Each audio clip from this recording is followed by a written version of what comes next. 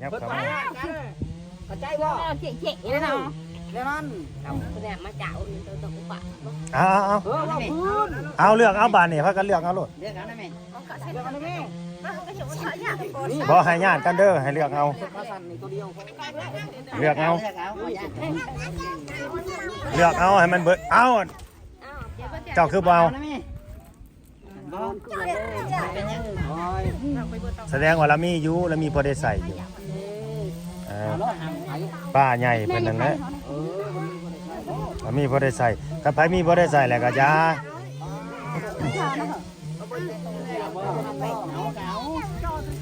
ไปอะไรจะขาย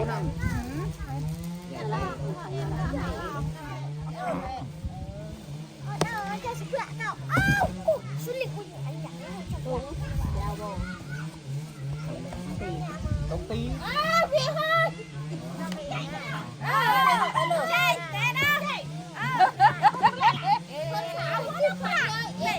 คนสาวคนชิปนี่แหละ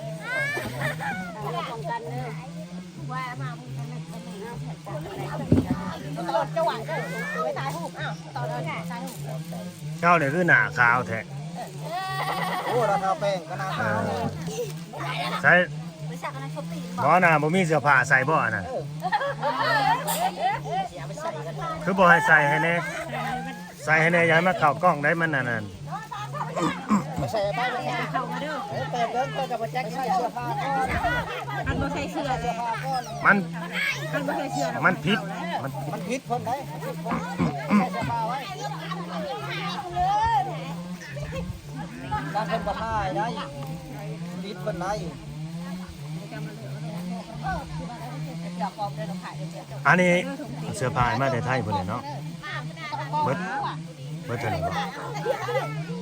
เอามาแต่ลาวแต่ว่าแต่เจ้าของเดิมน่ะคือมาแต่ไทยส่งมาแต่ไทยแล้วมาของนี่มาอยู่ในลาวแล้วเพิ่นบ่มีบ่อนไว้แจกจ่ายบัดนี้เลยให้บ่าวลาวนี่เป็นสะพานบุญให้พี่น้องเอ้ยเดี๋ยวอย่าพาว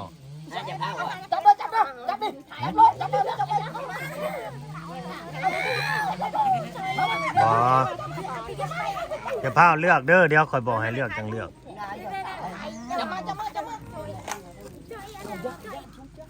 อันนั้นมื้อนึงอันนั้นนะ ยากยาก ทงจีนน่ะบ่ แม่นเพิ่น ทงจีนมื้อนึง มานั่งแล้วมึง เอาสายพวน โอ้ย ที่ ขี้ยาเอ้ย ผู้ที่ว่าผ้าร้านไปใส่เสื้อผ้าน่ะไปเลยซะบ่ กับผู้ว่าเจ้าเนาะไป แล้ว ได้สิหา แล้วเมื่อเลยบ่ บักรถเบิ่งเพิ่นน่ะ แล้วเมื่อเลยบ่เราบ่เอาบ่น้ำหมูบ่เสื้อผ้านี่ จุปะที่เรียกออกไปเรียกออก แล้วกูแล้วคนสิมาคอมเมนต์ว่าคือบ่แจกจ่ายคือบ่เฮ็ดเป็นตุงเป็นจุดบ่เฮ็ดแบบนั้นพี่น้องเอ้ยบ่เสื้อผ้ามันบ่พอสิไปเฮ็ดให้เฮาก็บ่ฮู้อีกว่า ไผก็อือ ข เด้อ องมันใครใส่ได้ใครใส่บ่ได้เนาะมีแต่เอามาแบบนี้โลดแล้วก็เจ้าเลือกเอา นี่ ปันกัน กูเลยเอาเนาะ แม่น มาพี่บักอันนั้นใช่บักขี้ดื้อนะบักขี้ดื้อเนี่ยมันจะย่านเทะ ใส่หมอขี้ดื้อไว้ทางใด โป๊บ เออ จับมาบักขี้ย่านให้ นี่บ่หมอใส่เสื้อผ้าน่ะบ่ แม่ อ๋อ เสื้อผ้าเอ้ยนะ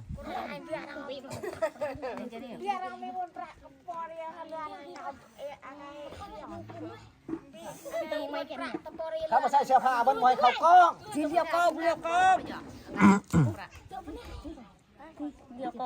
อ้าวเบิ่งไงเด้อบ้านนี้คือจะไปย่ายก็ได้กระเป๋าเด้อแม่แนวเด้อ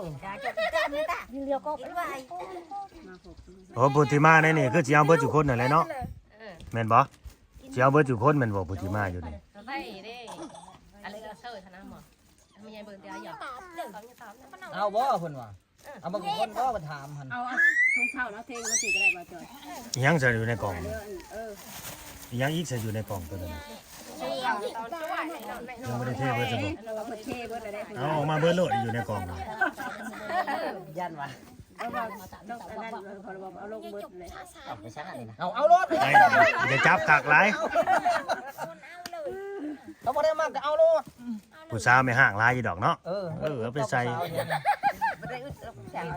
สาวเท่านี้ไม่ห่างไม่หมายก็บ่ได้อุด ไม่มาก็ได้ แม่ไม้ก็ได้แม่ห้างก็ได้ ไม่มาก็ได้ กระโชว์มาได้เลย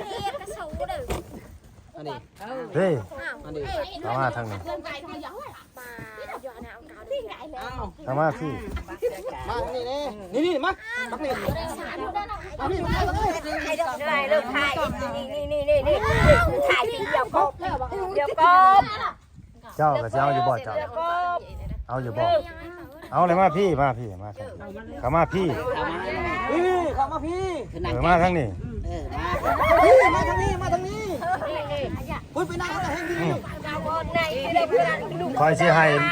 คอยสิให้เลือกเอาเลยได้อนี่ให้เข้ามาพี่มาทางนี้มาทางนี้ บ่ให้ญาติกันบ่ให้ญาติกัน ก็ได้มาขยันเอา บ่ได้มักก็เลือกเอา เดี๋ยวก็ไอ้ยาเอ้ย ยับเข้าไป เด้อ เรื่อยยับเข้ามาพี่ยับเข้ามาใกล้ศาสตร์เจ้ามีแบบมันใส่ได้ป่ะจักช่องน่ะอันน่ะนั่นสื่อเนี่ยแล้วก็เป็น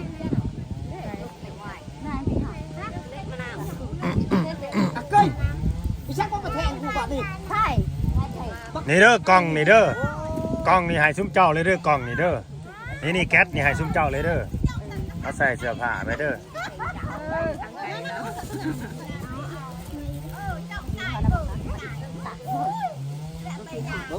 นี่เอาใส่กล่องเลยเจ้านะ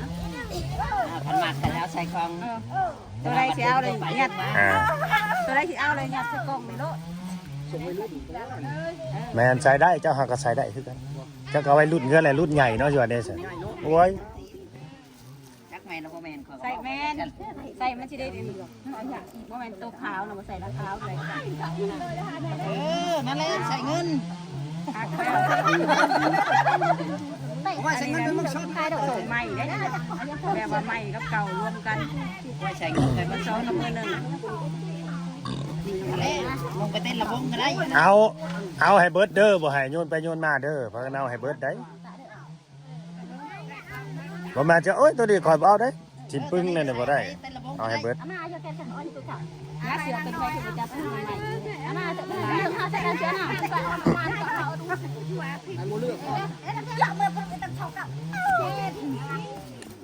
หมอสองก็ได้มาเลือกน้ำหมูแค่ได้แต่สองเบิกหมูโอ้ลืมบอกมันมาเลือกน้ำหมูนำมันสิมีบ่หลุดมันเดี๋ยวนั้นบ่มีเนาะ ไอ้หลอดไหนตีอะไรเขาอ่อ เสือขาวได้นะ มือหนึ่ง ใส่ไปโรงเรียนได้เลยนะหั่น นี่เลย ว่าจะชินงไปโรงเรียนปะ เก็บให้ลูกชาย เออ ของแซมแน่นอน ได้จะเป็นอย่าง จำไหมจ๊ะ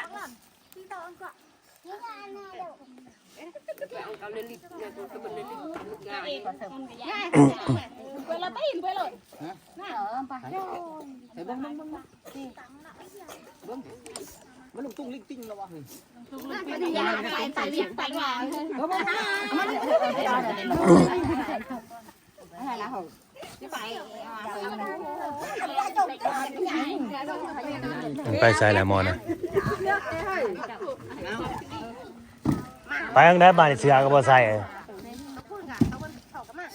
ใส่แก๊สดิ ใส่โลดอะไรนะใส่ไปไหนเถอะ ใส่แก๊สใส่ยาว น่าล่ะ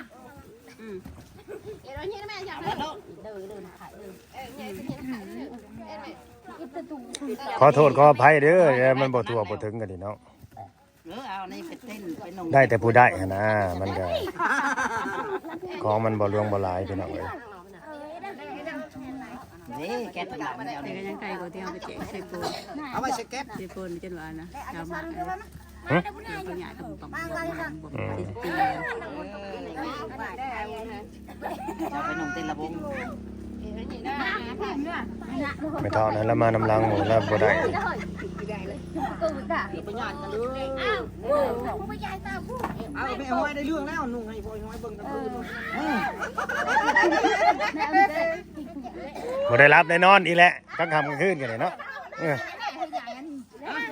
สิงมกันอยู่เบิดคืนนี่แหละ เดี๋ยวเชื่อว่างูเหลือมดิ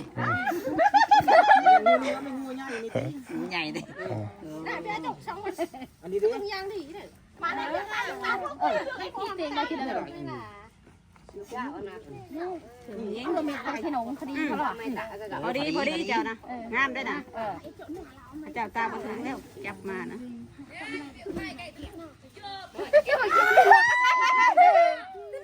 มันยังนี่เสือตัวนี้เพิ่งรู้นี่เสือด้วยนี่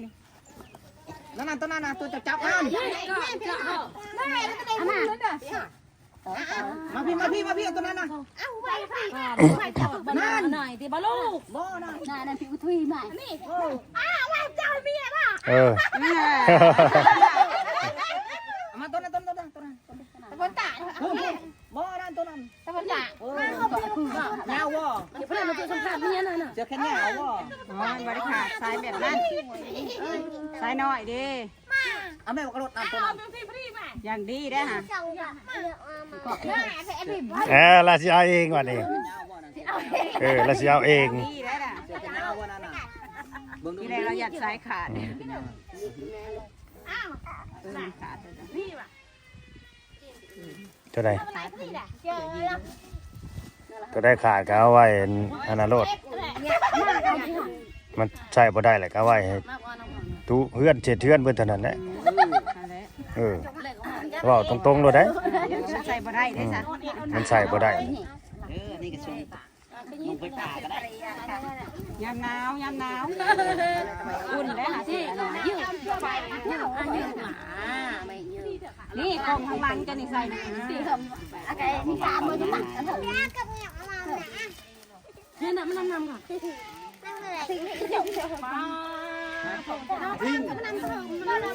โอ้ยมันจะใส่ยังดีเลยนะลง เอาไปเทลงโลดยักษ์ซะตัวนี้คือสิให้เราผู้บ่ ใส่ลำใส่ ดีหั่นเด้อ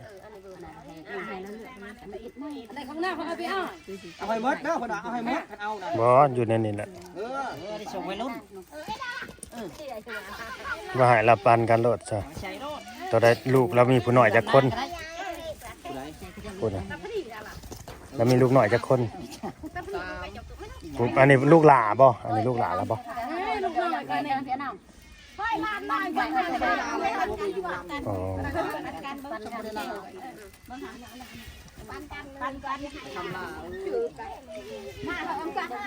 เจ็บแม่ที่เป็นตัวนั้นเอ้ย ของเด็กน้อยเด้อน่ะเด้อ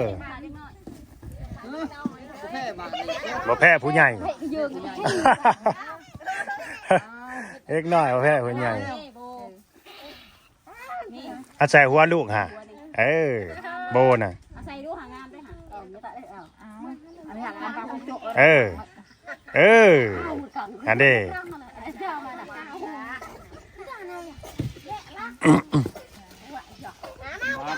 ชมอนดีใจอยู่บ่ชุมเจ้าดีใจเนาะ ใจเลยกะลูกมาพ่อนมาดิ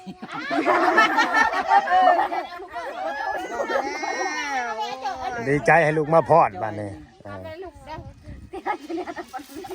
โอ้ยบ่แล้วไล่ตัวเอาเพี้ยนเลยตัวเอง นี่แม่แนนเจ้านี่ละไม่เอาไปอย่าตัด เสือฟ้าลูก3-4ตัวเลยบ่แล้ว อะไรนี่ตรงมาเด้อ มอนี่ใช่ปะแม่บ่หรือเสือไหม ตัวนี้ก็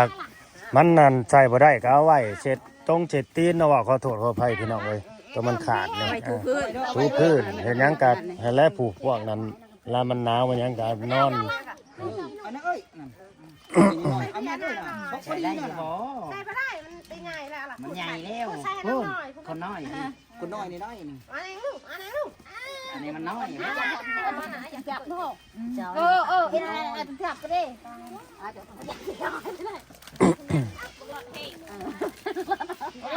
ยากเลย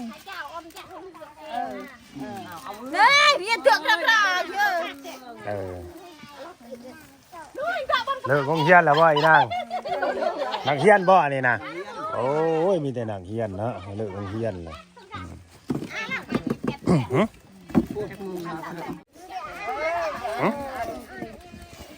โอเคพี่น้องเอ้ยเนาะก็สิได้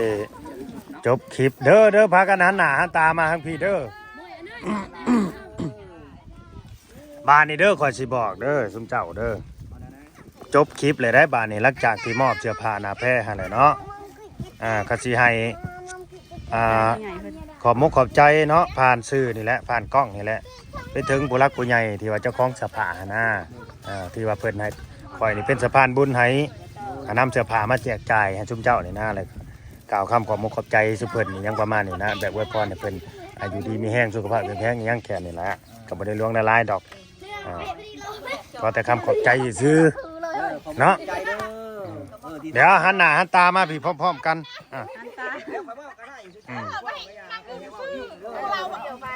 นึกมาขึ้นคนมาแจกเนาะเพิ่นสิมามอบให้เฮานะให้ขอบขอบใจให้อยู่ดีมีแห้งจะมีต่อไปให้มันให้เงินเพราะว่าลูกหลานก็คือในนี้คือเฮ็ดนี่แหละนี่ที่ผู้ใหญ่ผู้รักผู้ใหญ่เฮ็ดนี่ แม่น เอากับบ่มีคนมาซอยก็ดีใจพี่น้องปองปายบ้านเฮานี่ได้ขนำสังปากคือว่าเลยเนาะทางเฮ็ดหน้ากูคนแต่ว่าบ่กุ้มอยู่กุ้มกินเนาะ กินเนาะเป็นละสอบ บ่ได้ใส่ปุ๋ยบ่หรือว่าจังได๋ มันแบบบ่ได้ละสอบละไร ใส่บลายเนาะใส่น้อยนึง หน้าบ่ร้ายบ่จังบ่กุ้มกินหรือว่าจังได๋ ละสอบละได้นี่แหละผู้ละสอบ2สอบเท่านั้นแหละ สอบกระปุกบ่ สอบกระปุกนี่นะ โอ้กระปุกบุละสอบโหได้หลายเด้กันกระปุกบุละสอบ2สอบ เอาบ่ ลายศพเดียวเอาได้ดูศพหนึ่งแต่ว่า ขอมกใจโดยดีมีแห้งยืนต่อไปได้ก็ดีใจนำเนาะดีใจนำซุมเจ้าคือกันเนาะผู้ที่ได้ก็ดีใจนำพี่น้องเอ้ยผู้ที่บ่ได้ผู้ทั่วบ่ถึงก็ขอโทษขออภัยเนาะบางทีบางคนเขาเจ้าก็พอมีเนาะพอมีได้ใส่ได้นุ่งนะพี่น้องเอ้ยอันนี้คือเอามาแจกจ่ายเฉพาะคนที่เขาเจ้าบ่มีหั่นนะที่ว่าขาดเคินอีหลีหั่นนะผู้ที่บ่มีหั่นล่ะเนาะพอได้ใส่พี่น้องเนาะคือเอื้อยเขาน่ะหรือว่าป้าน่ะแล้วก็ยังเมาเราก็มีพอได้ใส่แล้วอ่ะก็ให้คนอื่นอีหยังประมาณนี้เนาะนะโอเคพี่น้องเอ้ยเนาะก็สิได้จบคลิปก็จะมีแหละขอบคุณผู้รับผู้ใหญ่ FC เด้อให้อยู่ดีมีแรงนะสุขภาพเข้มแข็งพี่น้องเอ้ยให้เป็นร่ำเป็นรวยขึ้นกว่าเก่าเนาะฝากกดไลค์กดแชร์กดติดตามแล้วก็เบิ่งคลิปให้จบในเด้อพี่น้องเด้อเนาะขอบคุณผู้ที่ว่าเขามาเบิ่งคลิปยาวๆตั้งแต่ต้นจนจบคลิปเนาะสบายดีซุมเจ้าโดยสบายดี